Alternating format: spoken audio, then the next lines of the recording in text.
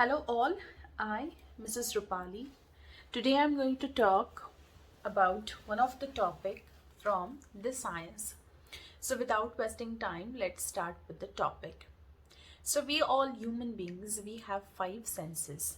That is the sense of vision, the sense of smell, the sense of taste, the sense of hearing and the sense of touch.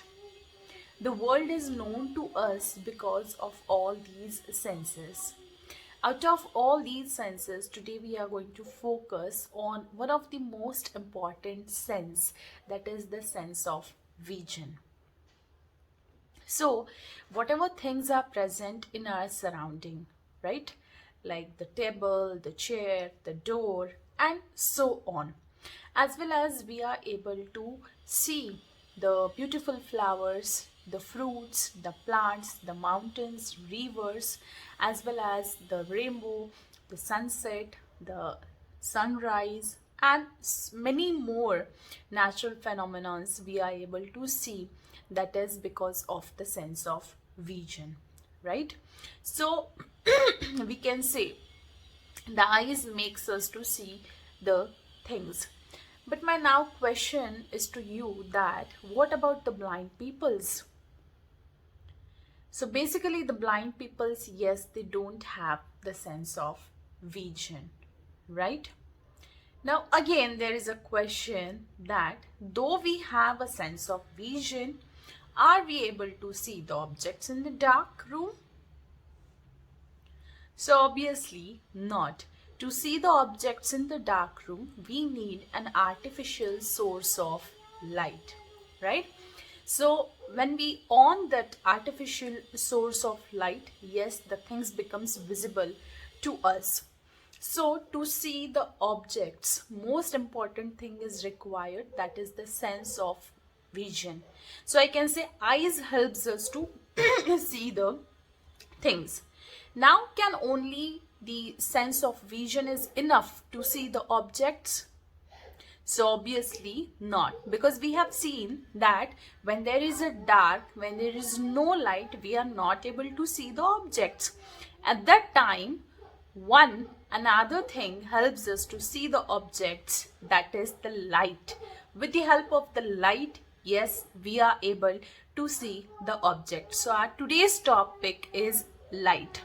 So along with eyes, the light, brain is also important factor because it coordinates and synchronize, and because of that, yes, we will be able to see the things which are present in our surrounding. So what is light? So basically light is electromagnetic radiation. It is a form of energy. Why we call it as a form of energy? Because it enables us, it gives us a capacity to do work, and therefore it is a form of energy. Along with this, we know that light travels in a straight line, right? Now today we are going to talk about another topic that is related to the light, that is the laws of reflection. So before starting the laws of reflection, let's have a recall the meaning of reflection. So what do you mean by the term reflection?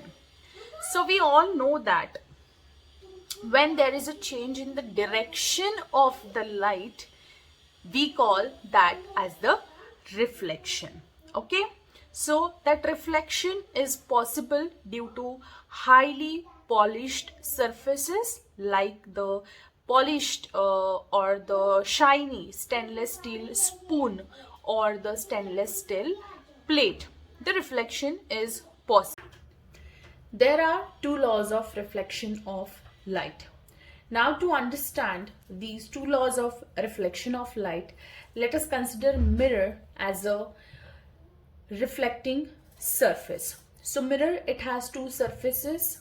One surface is non-reflecting surface, other surface is the reflecting surface. Okay, so in this figure, this horizontal line, it represents the mirror. The upper one surface is the non-reflecting surface, and this down one surface is the reflecting surface. So when a ray of light falls on the mirror, or when it strikes the mirror, it strikes at a certain point on the mirror and it makes a certain angle, and that can be measured with the help of the normal. So the ray of light which strikes the surface of the mirror is known as the incident ray. After incidence of the ray gets reflected back, and that is known as the reflected ray. Now, to measure the angle of incidence and the angle of reflection, we need a normal. With the help of the normal, we can measure the angle of incident ray and the angle of reflected ray. So here theta I, it represents the incidence angle, and theta R, it represents the reflected angle. Now, the first law of reflection states that this angle of incidence is equal to the angle of reflection. And the second law states that the incident ray, the reflected ray, and the normal on that surface all lie in the same plane. So this is about the light and the laws of reflection of light. Thank you.